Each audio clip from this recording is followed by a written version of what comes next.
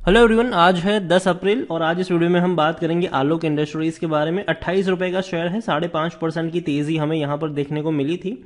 और पिछले कुछ दिनों में ये शेयर में अगर देखा जाए तो हाँ, थोड़ी बहुत तेजी जरूर आई है, लेकिन तेजी और गिरावट दोनों का बराबर का कॉम्बो हमें यहाँ पर देखने को जरूर मिलता है।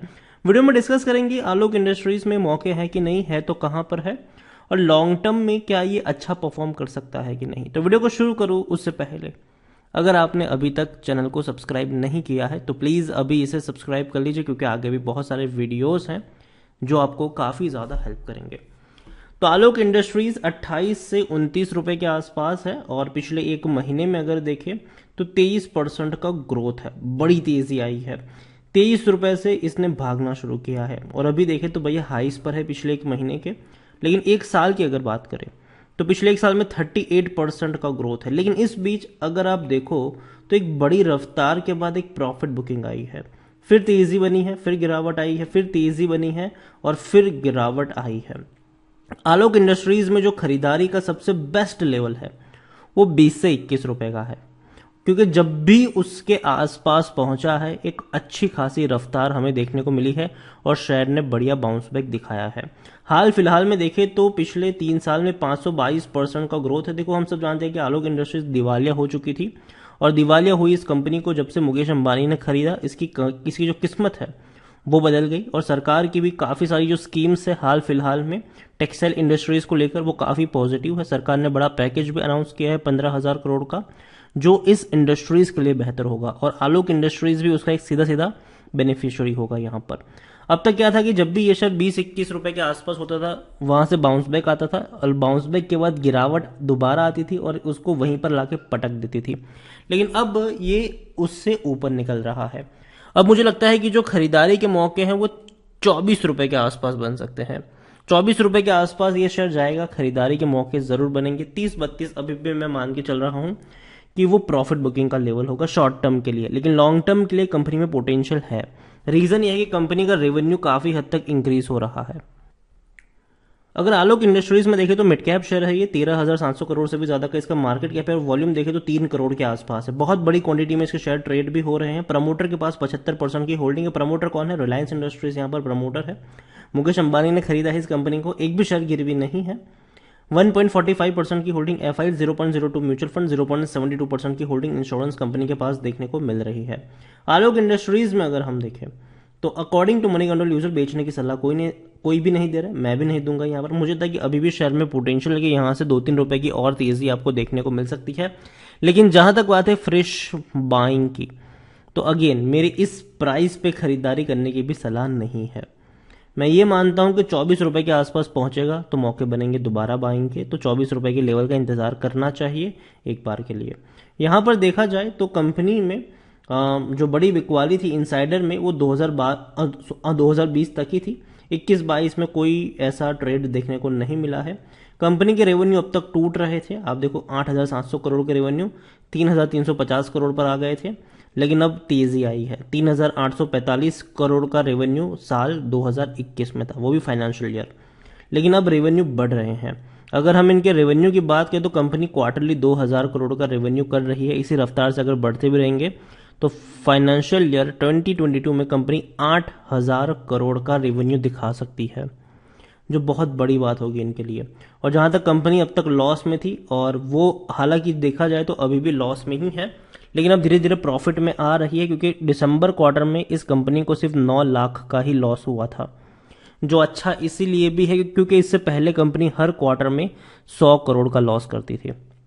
तो एक्सपेक्टेशन अब ये लगाई जा रही है इस कंपनी से कि हो सकता है अगेन कि ये कंपनी आपको अगले क्वार्टर में प्रॉफिट दिखा सके शायद। ठीक है, ये पूरा ऐसा जरूरी नहीं है कि होगा ही, लेकिन एक्सपेक्टेशन यही है कि कंपनी के लॉस धीरे धीरे कम हुए हैं और पिछले क्वार्टर में ये सिर्फ 9 लाख का ही लॉस हुआ था इनको, और एक्सपेक्टेशन ये अब लगाई जा रही है कि अब कंपनी प्रॉफिट में आ सकती है। और वाकई में अगर ऐसा हो गया तो शेयर में अच्छी रफ्तार आपको देखने को मिल जाएगी, लेकिन हाँ, कंपनी प्रॉफिट में आना जरूरी है। ठीक है, आलोक इंडस्ट्रीज में अगर हम देखें तो खरीदारी करने का सही मौका है, क्योंकि शेयर ओवरबॉट जोन में नहीं है, कोई भी रेड फ्लैग नजर नहीं आ रहा है। लेकिन हाँ, डिविडेंड पे नहीं कर रहा है ये आलोक इंडस्ट्रीज। अगर आप देखोगे तो कंपनी डिविडेंड पे नहीं कर रही है। कंपनी ने आखिरी बार 2013 में डिविडेंड पे किया था, उसके बाद कोई डिविडेंड भी इसने पे नहीं किया है। होल्डिंग्स में डेफिनेटली अच्छी खासी होल्डिंग प्रमोटर के पास जरूर है। और देखो, टेक्सटाइल इंडस्ट्री से जुड़ी हुई कंपनी है जो, और मुकेश अंबानी के हाथ में भैया इसकी बागडोर है। तो कहीं ना कहीं ये चीज़ तो है कि कंपनी के पास जो फंड्स है उसकी कमी तो नहीं होगी, पहली चीज़। दूसरी चीज़ ये कि सरकार टेक्सटाइल इंडस्ट्रीज को आने वाले समय में काफ़ी ज़्यादा बढ़ावा देगी, क्योंकि अब ये उनकी नाक का सवाल भी बन चुका है। क्योंकि कोविड में क्या था कि इंडिया जो था वो टेक्सटाइल ऑर्डर्स को उतना ज़्यादा, जो अगर आप देखो तो फुलफिल नहीं कर पा रहे थे। तो इसीलिए काफ़ी सारे ऑर्डर्स ऐसे थे जो पाकिस्तान और बांग्लादेश शिफ्ट हो गए।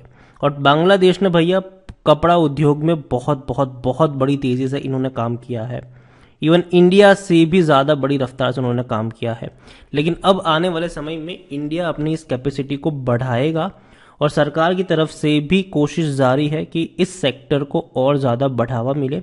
15,000 करोड़ का जो प्रावधान है वो सरकार की तरफ से किया गया है इस इंडस्ट्रीज़ के लिए। और आने वाले दिनों में जो कंपनियां हैं जो इस सेक्टर से बिलोंग करती है वो अपने प्रोडक्शन कैपेसिटी को काफ़ी हद तक बढ़ाने वाली है।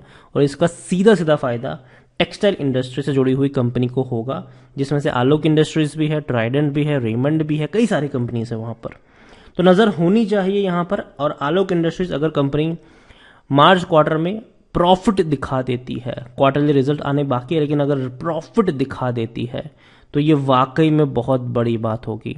और अगर प्रॉफिट दिखा दिया तो इस कंपनी को ऊपर उठने से कोई नहीं रोक सकता। लेकिन हाँ, अगर लॉस दिखाया तो भैया दोबारा तैयार हो जाइए 23 रुपये 24 रुपये के लेवल को देखने के लिए। लेकिन मैं ये मान रहा हूँ कि आलोक इंडस्ट्रीज अगर 23-24 पे आती है आने वाले दिनों में, क्योंकि पिछले कुछ दिनों में तेज़ी ज़रूर आई है, तो अगर हल्की सी मुनाफा वसूली आती है, हल्की सी शेयर में गिरावट आती है, तो 24 रुपये के आसपास खरीदारी के मौके ज़रूर बनेंगे। लेकिन हाँ, किसी प्राइस पे बहुत सारे शेयर्स भी मत खरीदना, थोड़ी बहुत क्वांटिटी ऐड कर सकते हो। और अगर ख़राब हालत में अगर 21 रुपये के आसपास पहुंचता है तो उस लेवल पर आप बाकी की क्वांटिटी को खरीद सकते हो लॉन्ग टर्म के लिए। कंपनी में पोटेंशियल ज़रूर है। और सबसे अच्छी और पॉजिटिव बात इनके लिए दो चीज़ है कि मैनेजमेंट तगड़ा है इनका, मतलब पैसों की किल्लत नहीं होगी। रिलायंस इंडस्ट्रीज़ है, कंट्रोलिंग स्टेक आप कह सकते हो। दूसरी बात है कि सरकार की तरफ से इस इंडस्ट्रीज़ पर काफ़ी ज़्यादा फोकस दिया जा रहा है ताकि ये इंडस्ट्रीज़ अपना प्रोडक्शन को बढ़ाए और अपने जो सामान है, माल सामान है, उसको इंडिया के साथ साथ बाहर के देशों में भी बेचने की शुरुआत करे। तो देखते हैं क्या होता है। यहाँ पर वीडियो को यहीं पे एंड करूँगा। पसंद आया हो तो लाइक कर, शेयर करें। चैनल पर अगर पहली बार आए हैं तो प्लीज़ सब्सक्राइब करें। और आलोक इंडस्ट्रीज़ के बारे में आप क्या सोचते हैं वो भी आप मुझे कमेंट में लिखकर बता सकते हैं। Thank you.